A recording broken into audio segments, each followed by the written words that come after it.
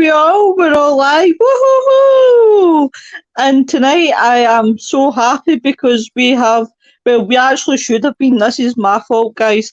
This show should have been on 3 networks, but I kept forgetting putting it in to Temple of Phoenix Rising Entertainment. So I'm going to kid on that obviously I've just introduced the show into it, right? So it makes me feel good rather than saying I forgot all about it for about 3 weeks, nearly longer.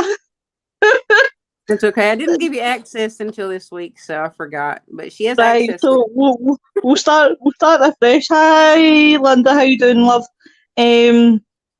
So tonight, guys, we are talking about HH Holmes. So while I'm sharing out, hey Kimmy, I'll let the guys speak. You can talk among yourselves. In fact, how are you this week? Okay, good. I didn't get time to research the subject, but I'm familiar with HH Holmes a little bit, like from what I remember.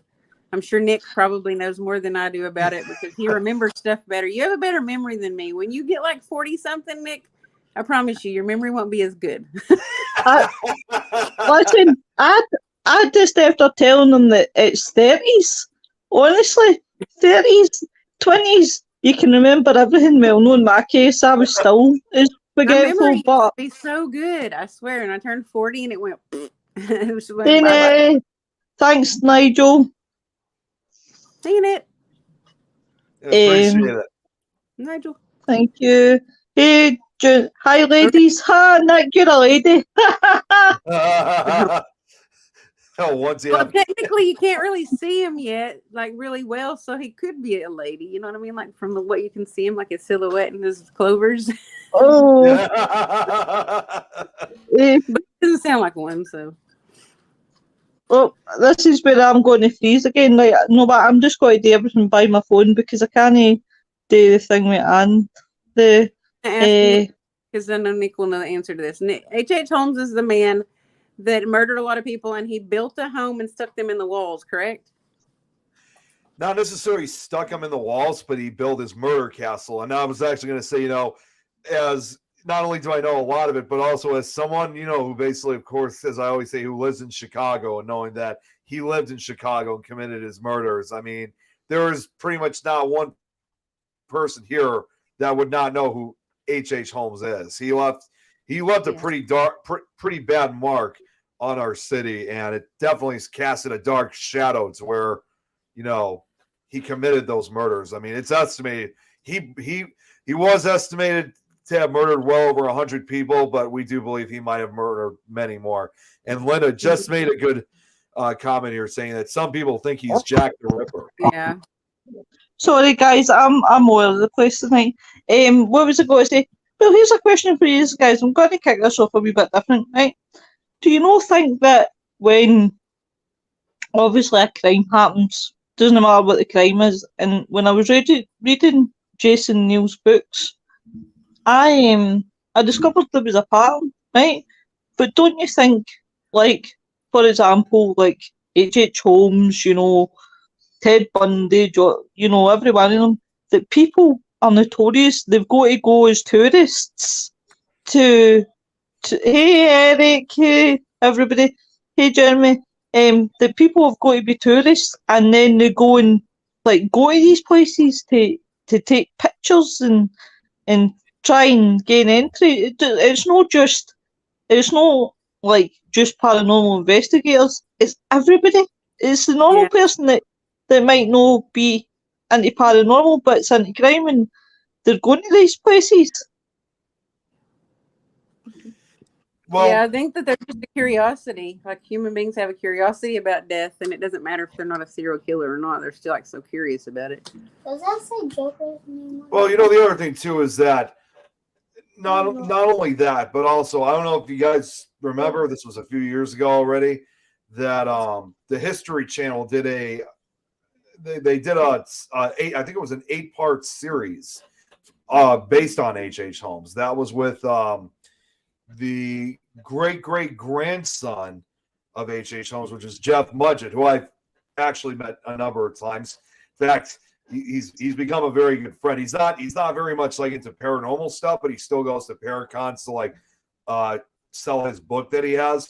And what he's said in interviews was that he never really knew who H.H. Holmes was, or that he was his great-great-grandfather at a young age. Yeah.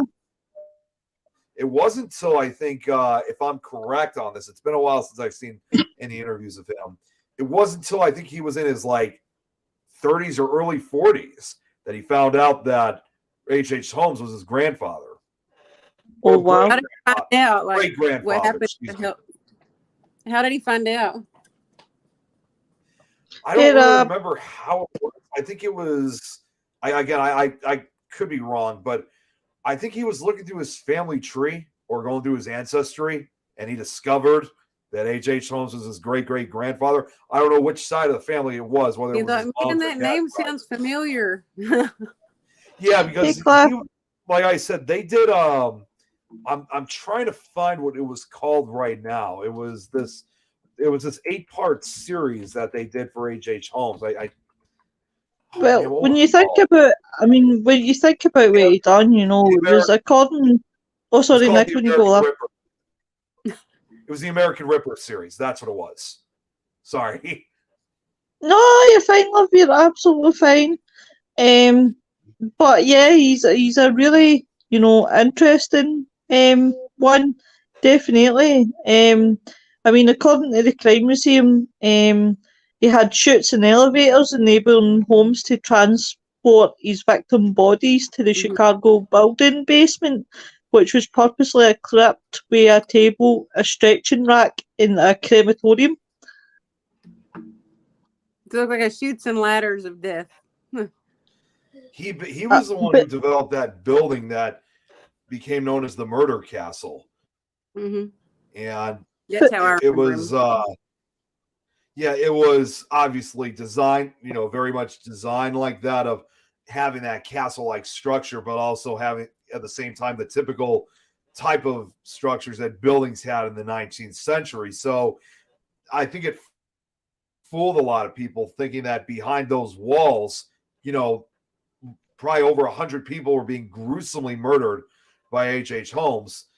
And there are some pictures of the castle. Like when you look at it, you would never even think twice that it would be a suspicious spot, because it didn't look particularly menacing or ominous looking or anything. It just looked like every other building that existed during that time in Chicago.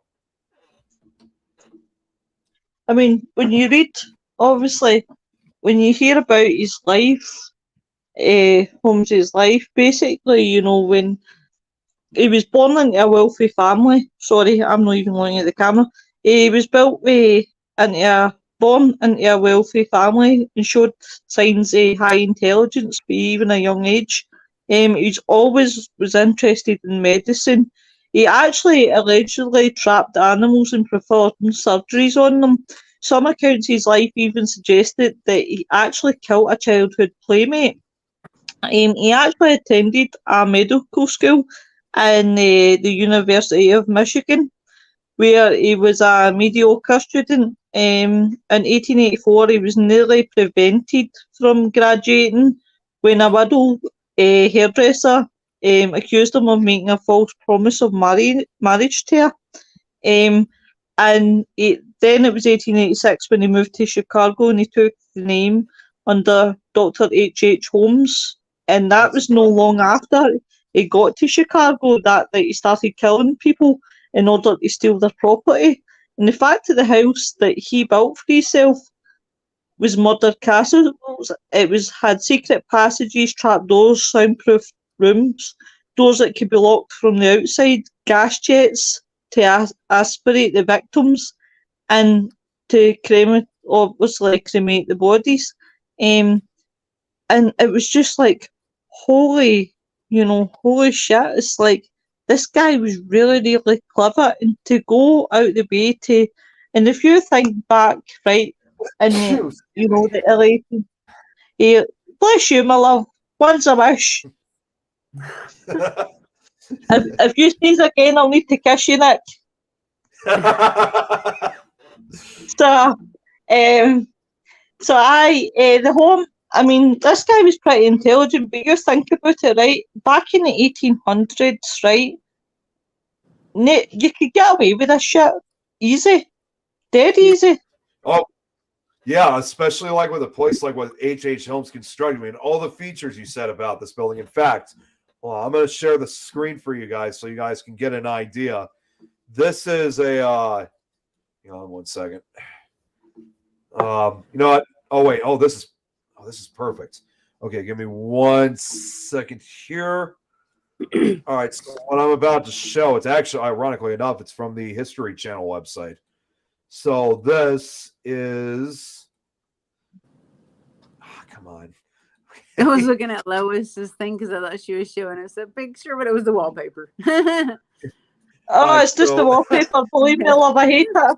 I thought it was the inside So of the house. this right here is a photo of the so-called murder castle that H.H. Holmes had constructed.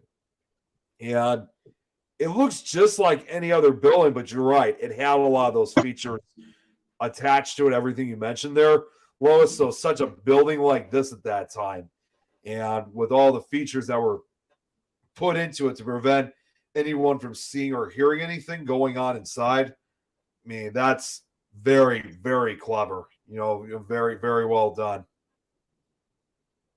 It's not just even. No. Oh, go ahead. Sorry, Rosie, on you go, love. I just want to ask, that whole entire photo in the whole entire structure there is the house, right? Yeah, that's supposed to be the murder castle, the entire Okay. house. That was all I was going to say. Go ahead, Lois. What I was going to say was, there was basically, you think about it, back in the 1800s, there was a lot of things happening and going on, and, forensic science wasn't as far advanced, far from being far advanced, and most of the people that obviously Holmes was killing, some of them were women that he was wooing and getting engaged to and things like that. And obviously, he was promising them marriage and everything else. So that really, it was like people that,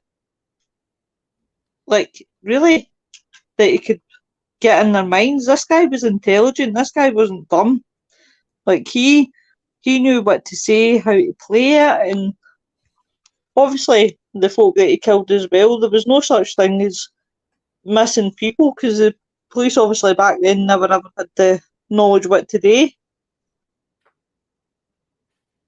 Yeah, because it's, like when, in this case, like with H.H. Holmes, like when there were certain people that had disappeared, it's even more amazing that in spite that people would have said, well, they were last seen going to this place or was hanging out in this location, that they never suspected Holmes the least bit that he had something to do with their disappearances. It's just amazing how they didn't really, I mean, I'm sure other people were suspicious about it, especially family members and friends and whatnot, but it's like the police didn't want to take any action because, they, even if he was considered a suspect during these early times, they just did not have the evidence to prove it that he was responsible.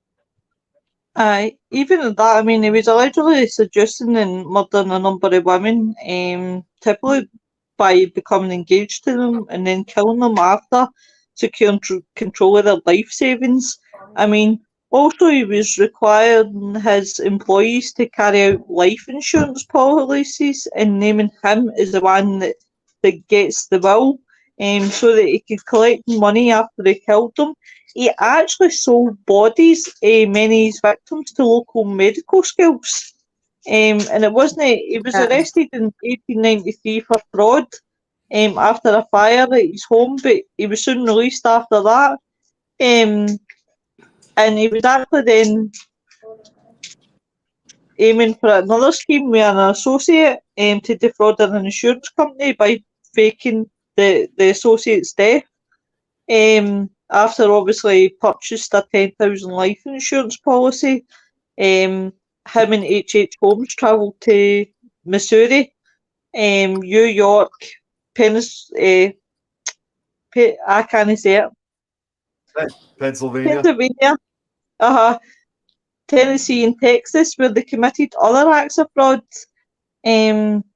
But after he came back to Missouri, he was arrested again for fraud, and he was briefly jailed in St. Louis, where he met another career criminal who agreed to help him in an insurance scheme. So it seems like he was in and out prisons, but he wouldn't be there for like very long. Right. Hey, Parker. You see, that's the problem, like even though he had been arrested previously, in this case on unrelated fraud charges, had they Hey, Robin. even if he was kept in for just a few years, had they kept him in prison for a few years, they probably would have. I mean, I don't know if that would have stopped him from still murdering people, even if he was released, but at least it probably would have saved a few people's lives because they wouldn't have been gruesomely murdered at the hands of him. Linda just brought up just brought up The Devil in the White City. That was a 4-part TV movie. Now, I just want to point out, I actually read the book. No, let me reframe that. We actually read that book while I was still in high school. That was actually considered a school assignment for our class. So we did read Devil in the White City. And although it did become a 4-part TV film, they are trying to, from what I remember hearing was they've been trying to make like a full mainstream film of that story. They've been trying to ever since. It's like there have been several times where they've been announced when it was going to be made and was going to be released, but it just keeps pushing back. They just either they don't have the time for it, or they just can't. Either they don't have the time for it, or they just can't make up their mind. So it's been pushing back for years.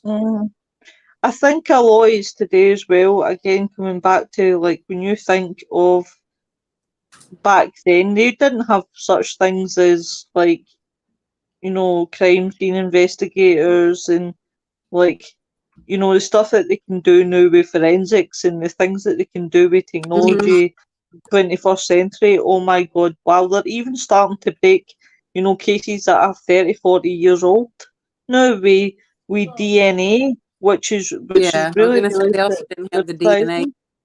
Right. They have the DNA capability to identify people's bloodlines and stuff too back then. Oh, Eric's going live next week. Oh, really? Wait. I got to read this quickly. He's going to be going. Wait. Okay. If I'm correct, Eric, is this your first time ever going live? I mean, being on a live show? I'll be on to terrorise you, Eric. Me and Nick will be sitting there terrorising you.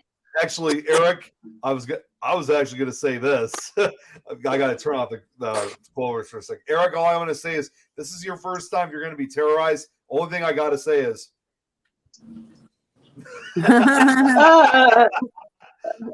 I'll tell you what. You should come on to.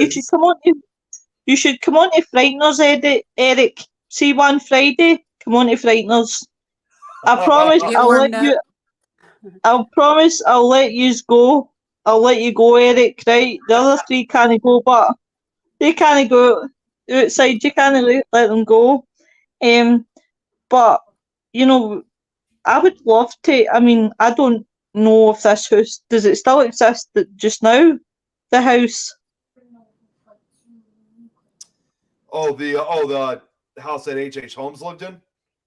No, it's not. Like, what are we talking about? I don't know. Yeah, sorry, I got confused there for a second. No, it's not. It actually was the murder castle was demolished back in the 1930s because that with the intent they intentionally demolished it because people still investigate that area all the time.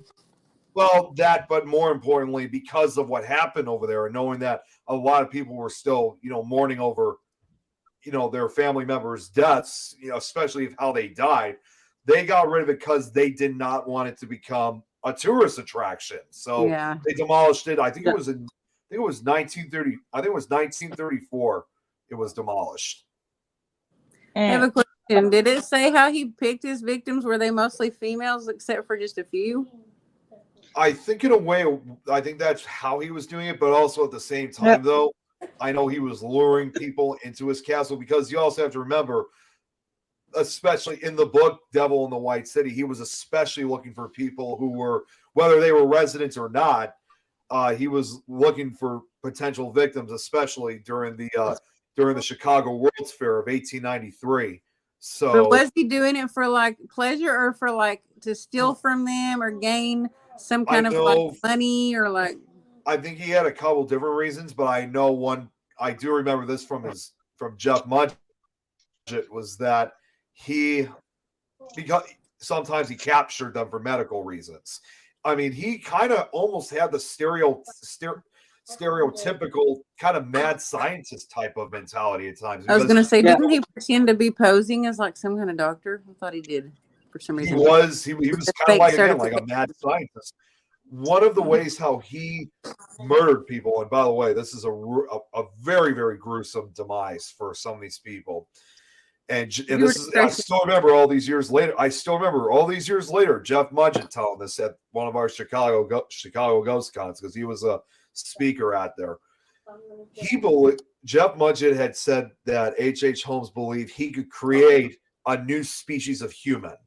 Basically, let's say a very tall species of human. I think you guys get the idea of where this is going. So what he would do is I don't know if he used a machine or he used like a rack or something like that, but he literally would tie these people by the arms and legs and try stretching them out to be like 7 feet tall. And of course, stretching it out, that's again another horrific way to die, because your bones are the as smart as he was, he wasn't very intelligent in that area, because you can't. Yeah, he thought he was able to create this new. You can't like just stretch people out.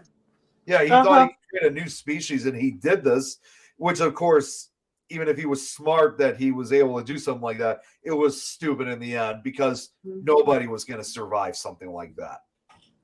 Well, I found a quote that he said. He says, "I was born with the very devil in me," famously stated HH Holmes. "I could not help the fact that I was a murderer, no more than the poet could help the inspiration to song, nor the ambition of an intellectual man to be great. The incline to murder came to me as naturally as the inspiration to do right comes to the majorities of persons." And do you know what? It kind of puts me in mind the Mark Twitchell, what we covered last week, Nick. And I mean, despite him confessing killing 27 other people, some of those people were later discovered to be actually alive and well. He was officially linked to 9 murders. Some estimate Holmes had killed up to 200 people, but these claims were exaggerated. But I mean, he was a con artist, he was a bigamist, he fled from one town to the next, he avoided prison times for various scams, he was stealing, he was mutilating, and he was pretending they were victims of accidents to collect money. But he became so dark, and as I said, it was he bought a 3-story building that took up the entire block of 63 in Wallace Streets. Holmes called it the World's Fair Hotel. So he actually made it look like it was. That was in response to the Chicago World's Fair. What is it? What you saying, love? I didn't hear what he said. No, go. What did you say, Nick? No, I didn't say anything. No, I was just saying he called that obviously in response because of the Chicago World's Fair that was going on in 1893. Yeah.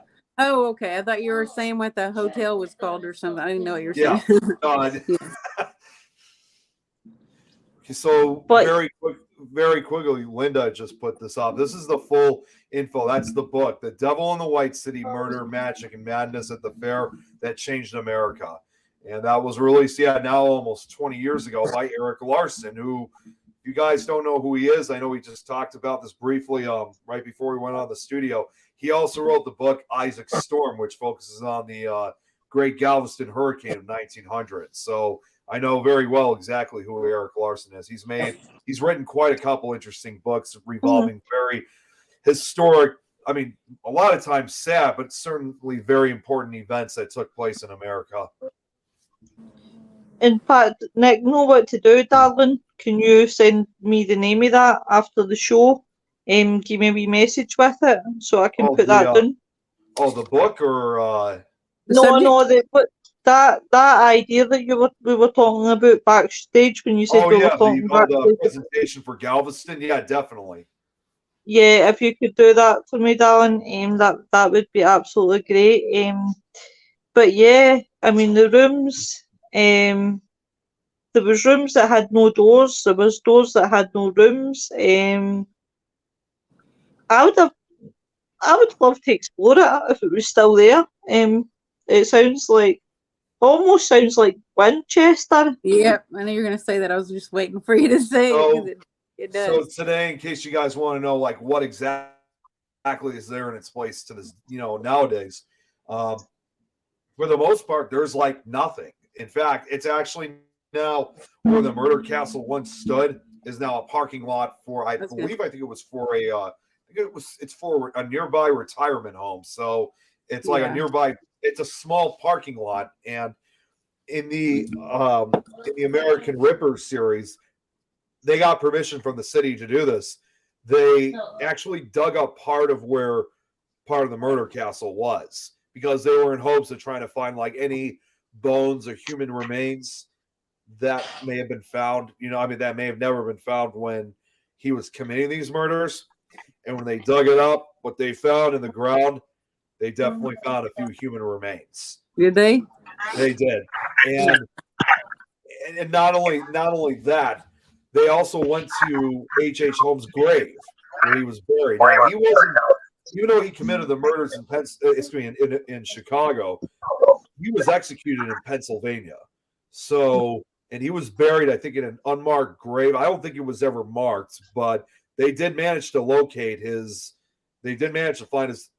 unmarked grave. And they found So they did manage to find his unmarked grave, and again, they got permission from the city. I'm not sure if it was Philadelphia or Pittsburgh, but they got permission to get that dug grave out. And there were pictures that I remember from what Jeff Mudgett posted on one, like a couple of years ago when he went to another con that we went to. He was actually quite excited because this was almost like a key factor and a real big answer to questions that he's had for years about his great-great-grandfather. So they dug up the ground and they found part, of course, obviously being over 120 years ago, 20 years after he was executed, there were only some parts of his remains that were left. Obviously, much of his body was now nothing more than dust. But perhaps the most amazing feature that they found when they found his skeleton was his skull. When they found his skull, only the top half of the skull remained. The rest of it was the jawbone, everything else was gone. Again, it was essentially lost to time. When they brought it back to the medical examiner to get it examined, because I think what they were trying to look for was, because I heard they're starting to do this now, like looking into people's like certain parts of their heads, like what could have motivated them to like killing. When they brought it back to the medical examiner, what they found with the skull was something I don't think anybody expected. They were doing an X-ray on his skull, and to their surprise, his brain was still completely intact in the skull after 120 years after he was executed. His brain was still intact. Everything else, like all his other internal organs, had disappeared again because of time. But that's why the top of his skull did not drift away, because it was being held together by something, by his brain. It was almost like as if the skull acted kind of like a time capsule in a way. Or the brain wanted to survive and the brain fought to survive. I don't know how, but it was something. I I honestly really don't know how that was possible, but that was when he told us that because I was sitting in the audience when he was talking about it. It's like the entire audience, it just went dead silence. I mean, you could hear a pin drop Lois in is that audience. stripping. It was just like, how is that even possible? I couldn't believe what I was hearing. So yeah, his brain was still intact. Rosie, are you calling me a stripper? Yeah, I was going to ask. I wasn't sure what was going on. What's up, Eileen? No. What it is, right? It's because It is. it's because I'm like light sensitive. That's why I've turned the thing with that purple light on, because obviously your light is like making me feel a wee bit dizzy. But don't turn it off, right? Because I know that's your St. Pat's Day thing. Like right here? No, Like- see see the one that nicks, No. like the light, because I'm light sensitive. Yeah. It's making me feel a wee bit dizzy. Yeah. So that's why I'm like take my jumper off and all that, because I'm feeling a bit dizzy. But don't turn it off, Nick, because that's your thing for St. Pat's Day, right? Just don't be offended if I'm not looking at you. I don't want you thinking You're good. You're fine. Eric just said his head had to have been encased in a tight air place for that to occur. I'm not really even sure if when they unearthed him, I don't even know if he was really buried in a coffin, or if he was, it would have been one of those cheap style wooden coffins. But that wouldn't be enough to really have an airtightness to the skull, or in this case, the brain. I mean, some of his victims, when you look at some of his victims, he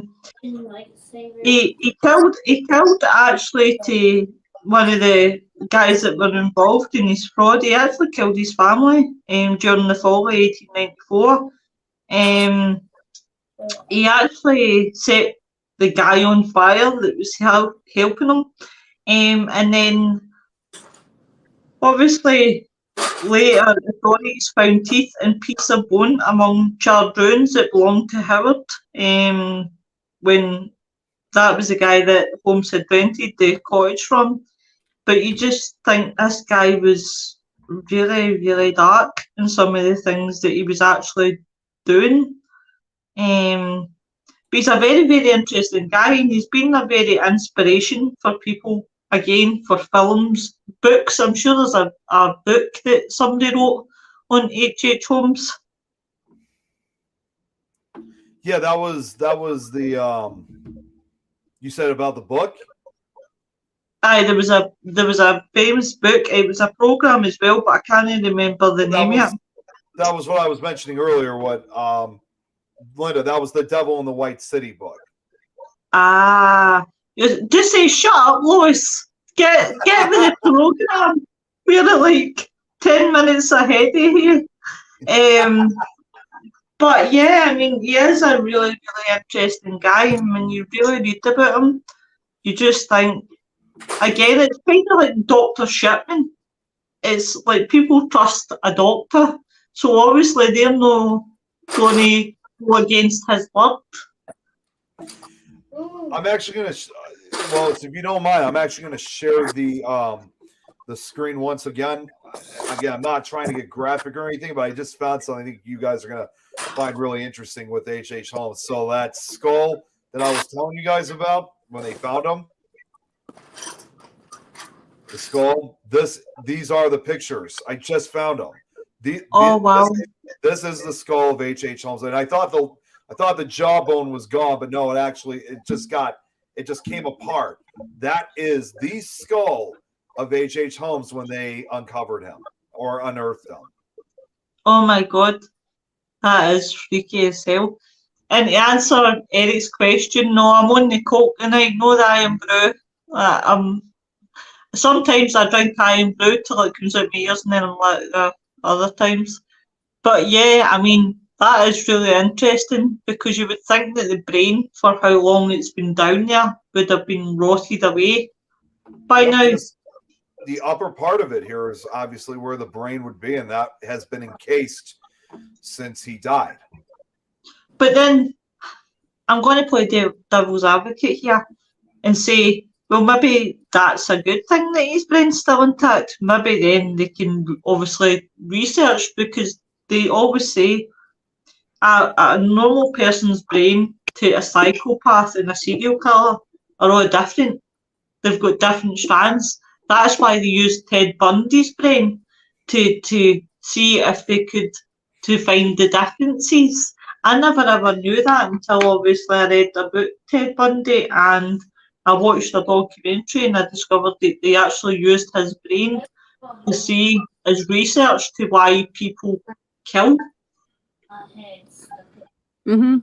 Well, the difference would be in this case, like I can understand that, like if it was, like in the whole Ted Bundy case, because it was that literally happened right after Right after he was executed. In this case with HH Holmes, as you saw in the pictures, he was unearthed there after over 120 years. So the chances of trying to get his brain out would probably be very slim, because it's really at that point where we don't really know if we want to unearth the brain itself after being encased, not just because it would eventually deteriorate much faster, but more importantly, what if there's other scientists, 100 years from now, or someone else that that may figure out a better way to figure out how we can study someone's brain even after when they're dead. So I think they were able to do some studies on the brain while it was still encased in the skull. And but they never took it out, though. I think they left it in probably for the best. So it's, as far as I know, you do some scans on it and stuff without like leave it intact and scan it. That's what I think they did. I think they did a few scans on that. Because that's all they're going to be able to do on a living person, anyways. If they want to compare like a serial killer's basic like brain structure, and they're going to like go to a living person and try to find that out to predict if they're a killer, they're going to be able to only scan their brain. They can't like take someone's brain thinking they might be a killer and check it out and put it back in their head. You know what I mean? Well, I know. Well, actually, I think in some way, I it's starting to come back to me a little bit now. I'm not sure if I'm saying this correctly.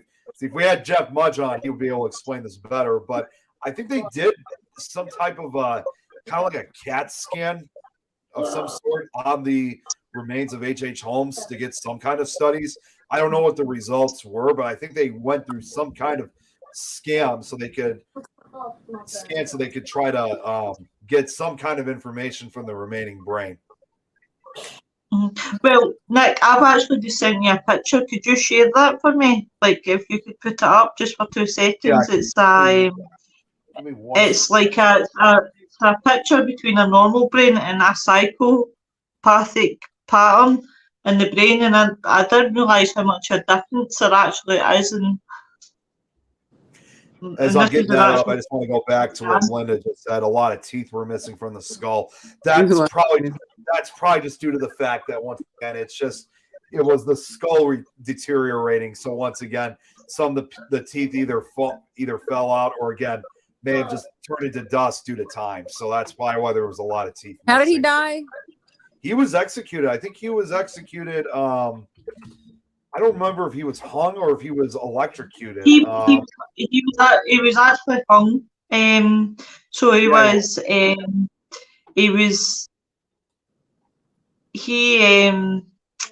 actually hung.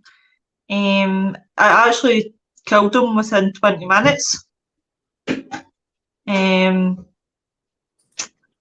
Yeah, he let's see. I'm just kind of going over how he was when he was executed. He was still a young guy too when he was executed. He was only 34 years old.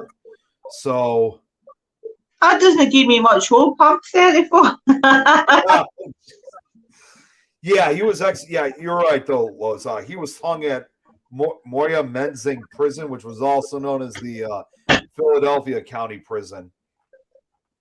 Oh, and very quickly, just before I get the picture up, here's actually more information about the exhumation of when he was of his corpse. So in 2017, amid allegations Holmes had, in fact, there was also belief that supposedly Holmes may have actually escaped execution. So there was kind of like a rumor or urban legend about that, even though we know for a fact that he was executed. So his body was exhumed for testing by Janet Monch of the University of Pennsylvania Museum of Archaeology and Anthropology. Okay, so he was in a coffin then. Due to his coffin being contained in cements, his body was not. Okay, this actually makes a lot more sense now. Yeah. Due to his coffin being contained in cement, his body was found not to have decomposed normally. His clothes were almost perfectly preserved. And get this, his mustache was found to be intact. The body was positively... No way. Yeah, his mustache was found to be intact, and the body was positively identified by the remaining teeth as being that of Holmes. Now, I was wondering too, you guys were probably wondering, well, whatever happened to the corpse? Holmes was then reburied. So he's back to being in the ground. Now, I'm wondering Oh where his my other God. teeth went. That's my question. Like, where did his other teeth go? If he was buried immediately after he was hung, where did his teeth go? I think most likely, like I said before, some of them probably just basically deteriorated due to time. I got the picture. So give me 1 second here. Now I got the picture for what you sent me, Lois. So That was what I was asking, how he was killed, because like his manner of death could have to do with his teeth falling out or deteriorating faster. Well, especially if you're being hung, your teeth are like. Well, wait till I tell you this. An interesting fact that I've just learned. HH Holmes, who was claimed that obviously was HH Holmes inspired by Jack the Ripper, was HH Holmes, who was his great grandfather, was Jack the Ripper. That's mental. That's what Jeff Mudgett had. I don't know if he ever really said that particularly. He usually just referred to him as HH Holmes, but it was generally believed, like I said, that some people thought Holmes was him and Jack the Ripper were the same person, that Jack the Ripper fled London to escape being arrested in England and come out to America and basically start all over again in a new country. Ah, right. So I sent this picture to Nick, right? Because I find it interesting. Yeah. Now there you see the normal brain, right? And you've got that blue section, right? But if you look at a psychopath, right's brain, you can see the gaps in the brain. There's bigger gaps. It's interesting. It's fascinating when you look at the two sides of the brain. You've got a brain that's normal, and then you've got the gaps in the brain. And I just wonder what causes. They say, like, you try and blame it on a chemical imbalance, but that's not proven. It's just amazing to see, like, how, especially with what we have today, could really determine, like, what mentality this person has, especially when it comes to these gaps within the brain itself. It's almost like as if here on the left, it's like you said, it's like the brain here is functioning normally, but on this one, it's like you could see there's like a system of malfunctions in the brain. Would you not say that kind of shaped, and it's just the way that I'm looking at it, but would you not say that's kind of shaped like an alien? It actually looks, honestly, I didn't even think that way, but to me, I actually saw it more as like an X shape. I was thinking like an ink blot, like when they take you and they ask you to identify what you see when they show you ink blots. Yeah. By the way, I did that test in college, and they said that's a way to prove how your mind runs. Because if you did the ink blot test, right, and it would be really, really interesting. In fact, you've gave me inspiration. One night I would love to do that. We use guys is sit and do that test, because that shows what sort of brain that a person has. It's brilliant. I never ever thought of it. And when I was doing it, and obviously like my lecturer had taught me like about it, and that it's amazing when I sat and I actually listened to everybody else's thoughts, that I thought that you can tell by somebody, and I never ever thought that was possible.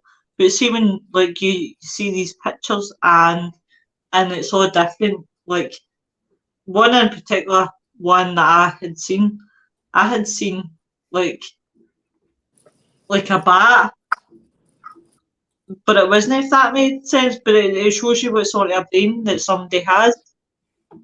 Oh, I like the So picture. Eric, yeah, I was going to say. So Eric just sent me this PDF file. It's about a lot from the for scenic scholars. A lot about HH Holmes. It's really, I haven't seen this before, so this is Has all new. anyone? I don't know this answer, so I'm just asking because for some reason, like I feel like this intuitive reason to ask this. Does anyone know if he was a paranoid schizophrenic diagnosed person? I don't think so. I think back then it wasn't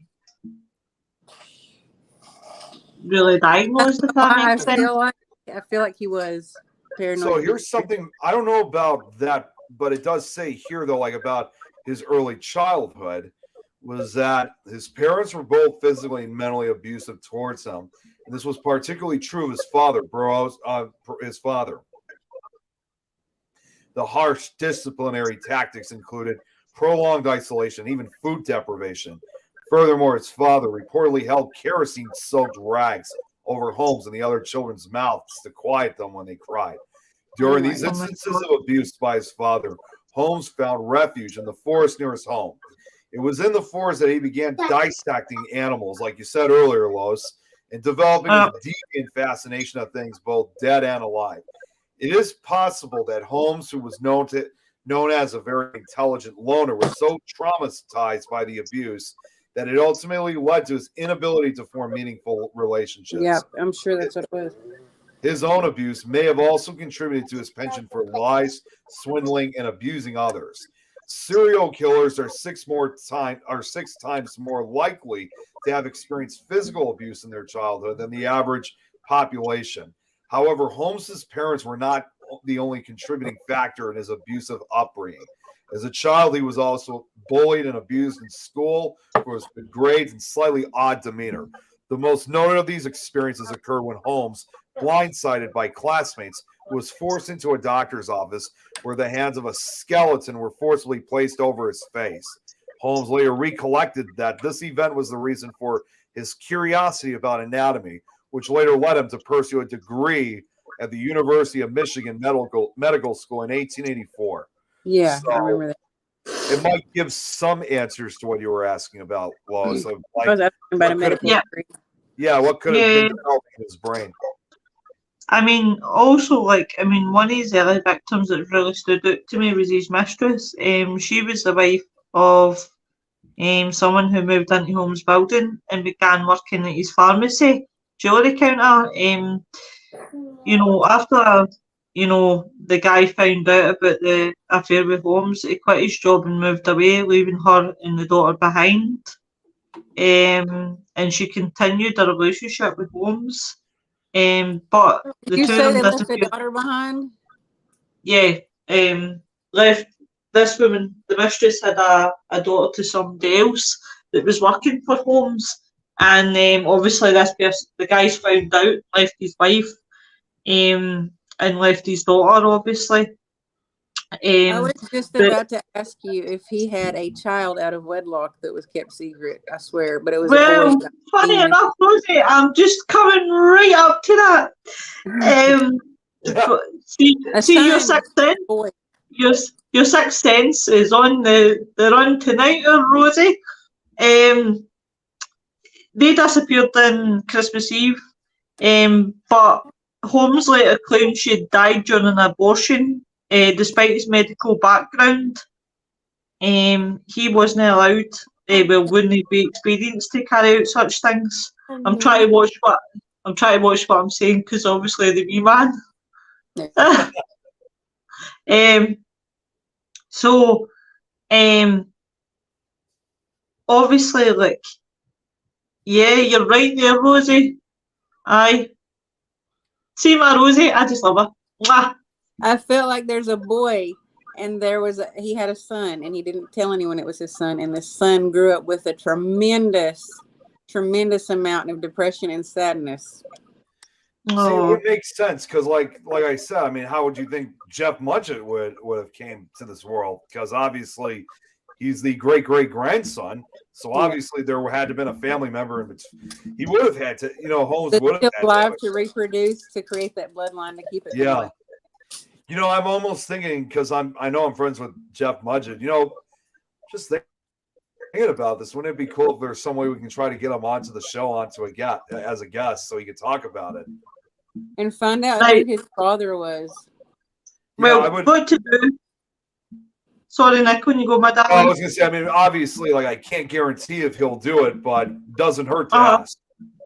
Exactly, and what to do is, Nick, send me all the details after the show, that thing that you do every year, and plus as well, send me, because and in fact, while we're here, and we've got viewers as well, what I would love for the viewers, and please, by all means, feel free to PM me, but I would love you to come up with ideas for what you want to see topics-wise in the shows. Now, we've got To the Grave and Back. For people that don't wonder what we do, we don't only just look at crime. We look at unsolved. We look at some paranormal stuff. And we also look at all different sort of things. So it's like a multiverse.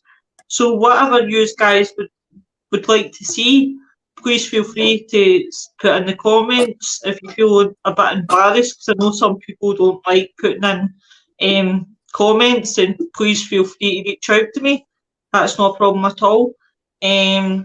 Because it was Nick actually that gave me the inspiration when Nick was talking the other night about his own show and how far advanced he is. I said, I really need to get my skates on. But definitely, guys, yes, please feel free to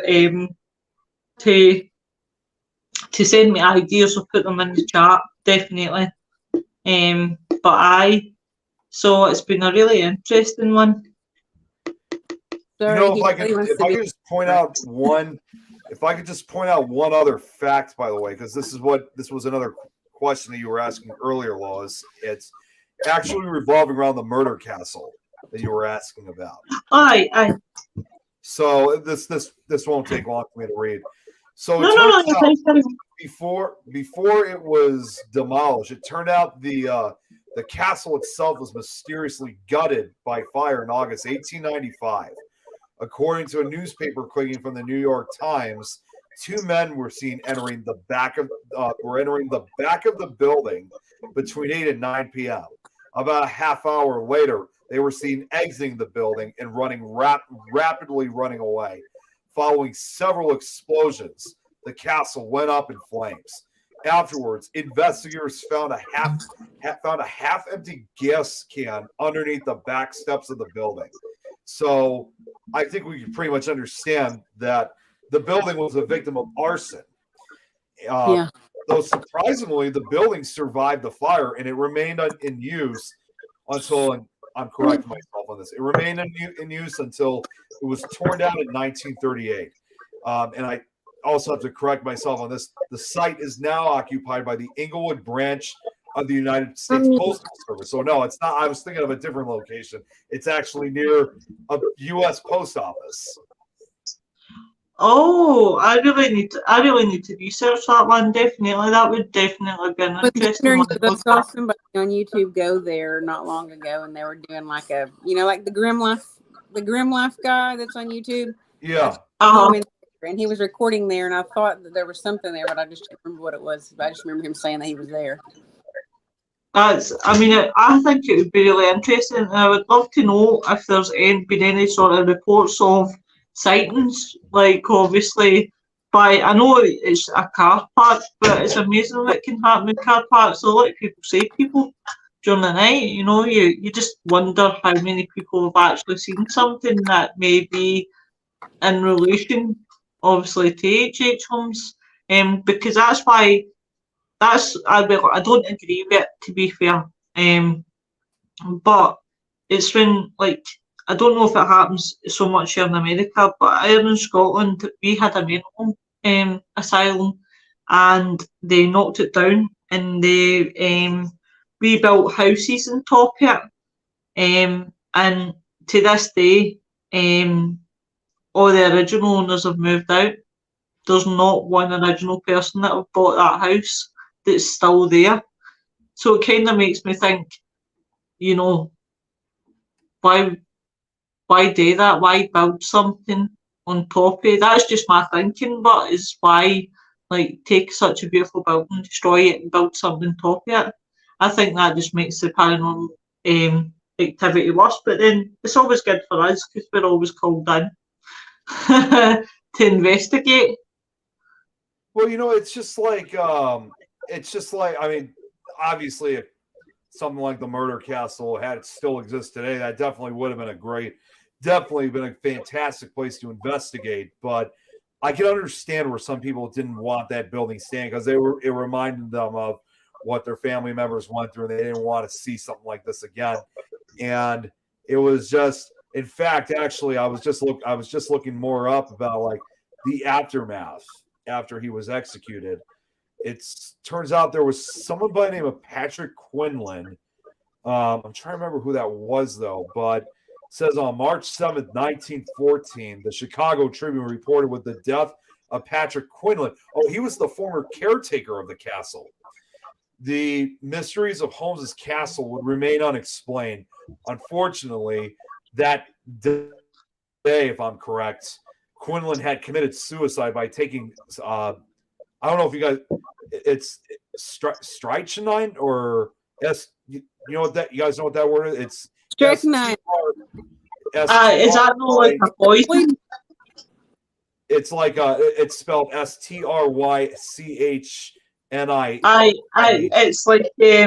It's like Poison, isn't it? Yeah, it's like arsenic and all that. It's under. I don't know how you pronounce it, but it's an ingredient that's in rat poison.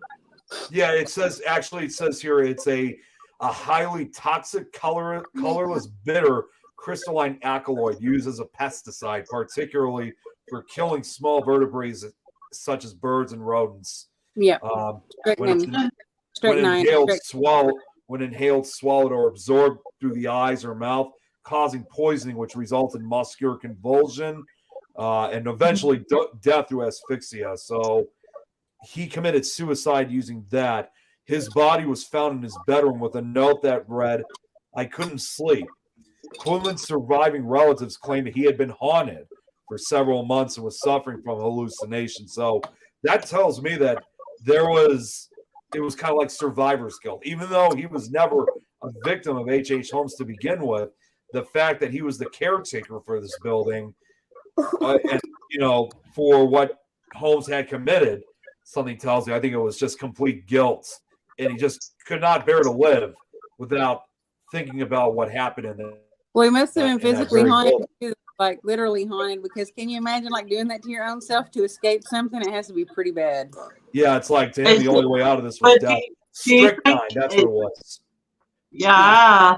Do you think it was simply because obviously maybe he was getting haunted, maybe he was seeing spirits, the spirits of the people that obviously the Holmes killed, so he was that tortured? But they would not let him sleep. They would bother him when he tried to sleep, and he didn't sleep. Yeah, because he couldn't. Almost like he probably may have thought that these spirits were probably visiting him, either like just trying to give either a message that, you know, they weren't upset that he didn't know, or, you know, maybe he did know. Like either way, whether he knew it or not, it was an act of guilt that he was feeling. Yeah. Oh, definitely, without a shadow of doubt. And you do think that again, it comes back down, and I really would love to do this one night, is about forensic psychology and forensic medicine and things like that. I would really love to do it because I find it really fascinating. Because what my mind's sitting here thinking is, if that guy could easily get haunted by spirits, obviously the spirit. All right, I was like that. I could hear something in the background, but I wasn't sure. Something too. I didn't know what the hell that was. That's why I kind of. That's kind of why I stopped talking. Was like, I was What looking the- something up. I'm thinking, what the hell is that? Where? did you not hear it? No, I did hear it, but I didn't know what that was. I was like sitting talking, and it was like somebody was talking over the top of me and going ha ha ha ha ha ha ha my ha gosh. ha. You know what's crazy? As you were saying that, you know what I was seeing in my mind?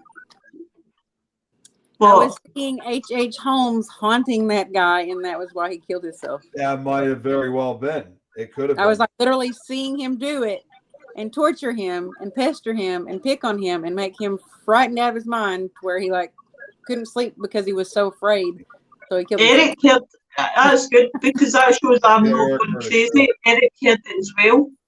Do you know? I don't know if this is something in my own house, Eric, because every time I do like StreamYard, like there is a noise I can hear as somebody's over talking me, and that happened a lot when I used to be in Jacqueline's shows, and it happened to me one night when I was doing shipping. Yeah. Linda said she heard knocks. If it was a knocking noise only, it might have been my 6-year-old playing with his Lego people. But he did not laugh and he didn't say anything. Like he didn't say any words and he didn't laugh. So it was the laughing wasn't him. Just Oh, very quickly for what Eric said, this was going back to strict. Okay, so yes, very deadly poison. It's like rat poison. Yeah. And that was actually really common back then, but it was highly traceable. So that's why like people that like poisoned people started finding other ways of poisoning people because they didn't want to get caught. So that was highly traceable and you could find that that's why they did it and you would know that they were poisoned. So they stopped being so common. Well, strychnine, apparently it says here, it used to be used medicinally back then, but it says while it is no longer used medicinally, it was used historically in small doses to strengthen muscle contractions, such as a heart and bowel stimulant and performance enhancing drug. The most common source is from the seeds of the Strychnus nux vomica tree. So it used to be something that people use medicinally. I'm going to write that down because I like to study poisons. I don't know why it sounds weird, but I like to study poisonous substances. It sure is, Linda. It sure is. I could be lost. You would have to find out the history of where you live. Funny enough, I actually think, and this is something I was telling my friend, I think it's actually following me house to house because when I moved in with my partner, a lot of strange things were happening in the house. And I always tell everybody the story about the security home alarm. I don't know if I told you guys. I apologise if I'm repeating myself. But what happened was I just put my boy to bed and his friend was staying over, and I'd literally sat my bum on my bed, and literally out of nowhere I heard this alarm go ballistic. Now I didn't know where it was coming from, forgetting because I lived in that house. How long did I live in London, babe? 4 or 5 years at the time, and it was I got such a fright because I'd never ever. Hey, Vonnie, I'd never ever heard of this alarm going at all at any time I stayed in the house. So we literally ran down the stairs. When I've got down the stairs, I could sense there was somebody in the hall watching me and watching Stephen. So he's got like the electric people on the alarm people, sorry, on the phone, trying to get the code because never in the whole time that he'd been in the house that this alarm went off, so he didn't know the passcode to shut it off or anything. And he phoned the people, the security people, and they gave him the code 3 times. He put the code in, and 3 times it never went off. He had to physically break it to stop it. And it was freaky as hell. So it's a really freaky one. Right. I can't even imagine. I know, like the whole time we had been in the house, there was nothing. There was absolutely never went off once. Wow. But that was because I had been investigating the week before one. So I don't know if I've attached, because as much as I say about protection, I'm the guilty party that doesn't do it. I was just about to ask you that because I don't know why I was just about to ask you if you do stuff like that because I had a feeling that you didn't possibly. I know you really should, but sometimes I remember, sometimes I forget. Stuff like what you're saying used to happen to me on a daily basis until I started doing protective rituals and stuff. And then it stopped after a while. But before that, stuff used to happen like every single day. Lights going off. I'm not even gonna lie. I think for a little while till I had some kind of attachment to myself. I mean, it only lasted, very shortly. I think because I went to church and I think I used some type of protection, but it was involving. Believe it or not, it was. I mean, we never even went inside this building. It was a house. We never even went to the house because it was a residential property, but I knew what this house was. In fact, I of course understand. I'm not gonna mention exactly where it's located, other than it was in the town of Kent, Ohio. But I'm not gonna mention anything else. This was actually, I'll be honest, it was unsettling being at this house, even just being parked in front of it. It was. What I knew about this house was, believe it or not, if you guys remember that show Paranormal Witness, right, from like over years ago. Okay, yeah. Do you remember that episode with those college students that moved in that were near Kent State University? Remember that one? They were being terrorized by what they called was a demon woman. Do you remember that one? Oh, vaguely. Does that ring a bell or? I'm sorry, I had to mute my microphone because I have sound effects going on in the background. You're fine. I didn't want to disturb y'all.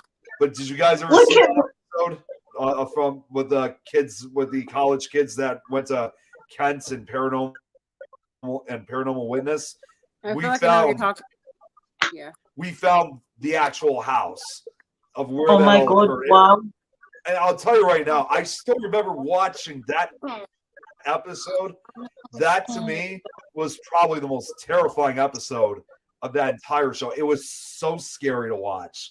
And the next thing you know, when you're talking, and then next thing you know, I'm at the real house. Me and my friend Tom were sitting right in front of it, and knowing what happened in this house, it brought back nightmarish memories. And I was we were able to get a few pictures of it, and then we drove up, and that's when we started heading back to Chicago. And a few nights later, here's a better thing. If you guys would remember this episode, was when one of the students would have these horrific nightmares involving this woman, like with almost like the girl out of The Ring. She had like this long black hair, this gnarly, nasty looking teeth, these evil looking eyes.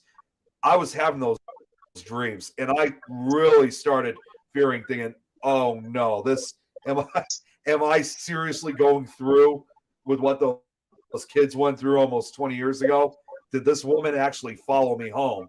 So I needed to gather some protection, because that was the first time where I was really freaking out. I mean, before this, I was never really freaked out by a lot of this stuff, but knowing that this was an evil entity that had followed me back home, I knew I am not going to share those kids' fate. I nearly did. But we got it. It was scary. That's what I'm laughing at, Lois. You should always use protection. Eric, I love Eric. Absolutely. Oh my God. I don't think he means it that way. See, Eric, really, I can't say about using protection. That's how my voice here. And Eric, okay, so Eric knows what I'm talking. I think he's seen that episode, which, I have not watched, especially after what I experienced. I have not watched that episode since. It's just, I thought that I knew you were talking about, but I don't remember that specific. It was everything. I don't know if I want to watch it or not. It was actually really terrifying. I think it was the scariest episode in the entire series. And I remember the first time I watched it, it was about 2-3 o'clock in the morning during the middle of the summer. And after I was done watching, I'm like, kind of like, I'll tell you, I'm just going to tell you this right now, whether you want to watch it or not. I'm only going to say this. It left a pretty big impression on me. I had a hard time opening doors to dark rooms and hallways after that episode. Yeah. Sorry, guys. Sorry, but I did say hello, but I'll say hello again. Hello, Jamie. According to Jamie, I didn't say hello. If I didn't, I'm so sorry. I do apologise. I'm sure I did. But there you go, my darling. Now you've got some space. Yeah, the vibes from places can be felt out on the street in front of the house. That's what we felt when we were in Kent's. We felt it from the street, not only just of what happened to the kids that were living there, but also for, as much as I don't like using this term, this demon woman's gruesome demise. That house has a dark history to it. I want to watch it now because I felt like when you were telling us what happened, I was seeing another story in my mind, and now I'm wondering if what you just said is what I was seeing. So now I need to watch it to see if that's what it was. Oh my! I'm just gonna ask you. Sure, you want to see this one? It scared me so bad. I mean, I just want to know what happened after what you just said because I was seeing in my mind something happened. And it wasn't what you were saying at first until you just now said her demise. That's what I think I was seeing. I'll tell you this right now, and this is actually with what one of the college kids said on the show. Whatever was in the house, it was angry. It was violent. It did not want them or anyone else in that house. Was it trapped there, though? I don't know if it was trapped there, but I do know for a fact she was. This woman was vengeful. She wanted revenge and wanted others to feel her pain. I think she was trapped there and she was very angry about that also, like extremely angry. Just to kind of, so I'll just give just a brief introduction of basically this house. And this, all I could find was just from that episode and also from one other website. That house, it's actually one of the oldest houses in the town of Kent, if not the oldest. It was originally built back, I think it was either built back in, I think it was built in 1830.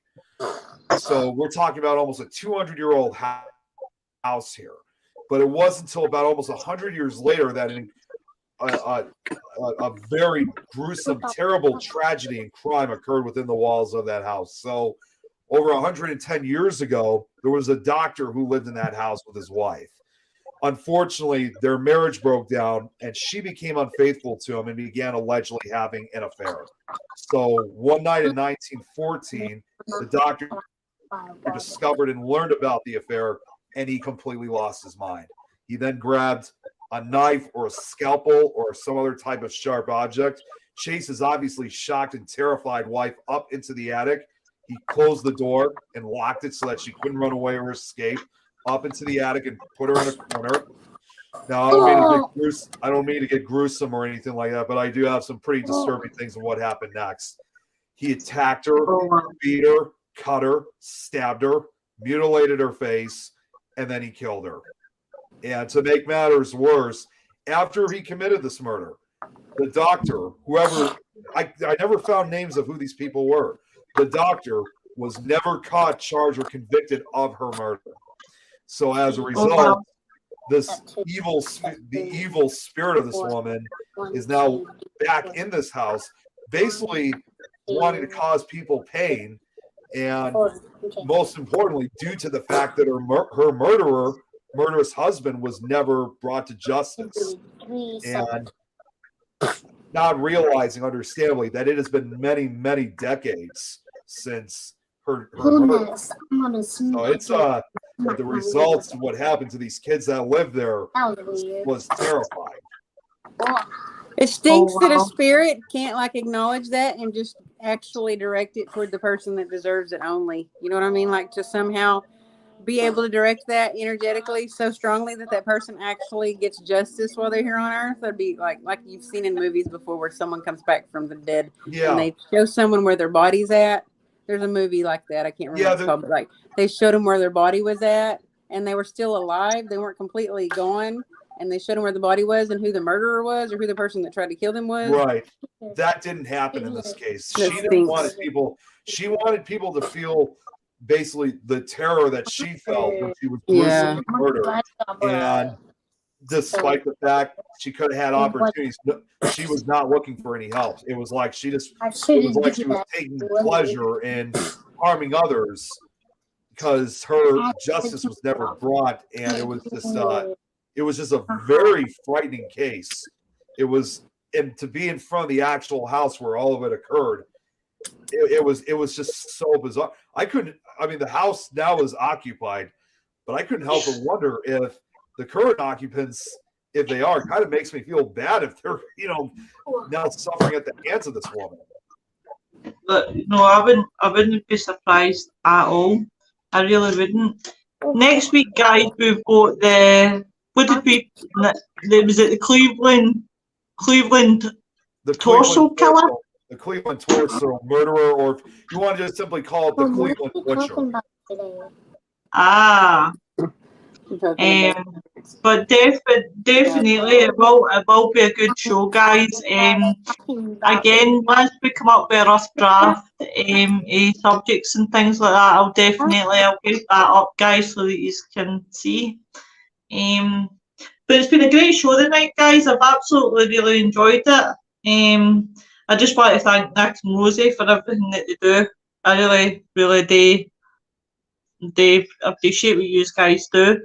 I know Vaughn's face has been off a pain in the backside.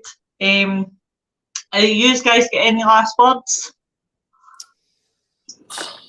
Thanks for watching. I can't really think of much else. I'll be back Thanks for on participating and commenting and interacting. Tomorrow night, guys, we are talking about the Titanic in Frighteners. It's going to be a good one because I think was it Ian that turned around and said that he's got conspiracies about Titanic.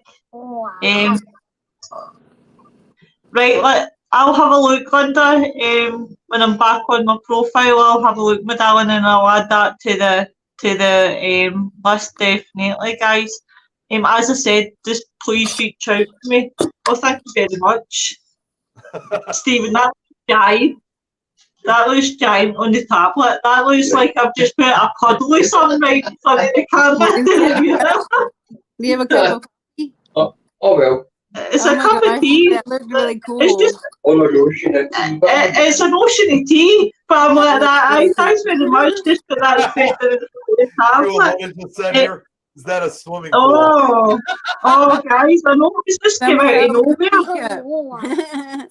I know it's somewhere in the teacup. But is that a swimming pool? I wish, Linda, I wish. But thank you so much to everyone. Please tune in tomorrow night when we do the Titanic, definitely. The end of the month, on the 31st of March, which is a Friday, we will be covering mental health awareness. I'm going to advertise it. I know Stephen just put the cup down and I was like, that's holy shit. I thought the same thing. I know, I was like, I know, I was talking about the Titanic and then suddenly the big cup came in the middle. I know. Tell me about it. I was thinking of like one of those videos you see like teenagers make on like TikTok, and they're like, there's a swimming pool and there's a camera in front of it and they're way far back and they're fixing to do some kind of like prank or like, like some kind of like feat of death, and there's this pool and they're fixing to come toward it and do something crazy. That's what it looked like. Oh, I know. Tell me about it. You could just see my face be here. It was like, wow. But definitely, thank you very much for everybody joining, and thank you very much to the guys. We will see you next week when we're talking about, Nick, what we talked about? The Cleveland Butcher. Yeah, that sounds interesting. Yeah. You all have a good weekend, and I'll see you tomorrow night.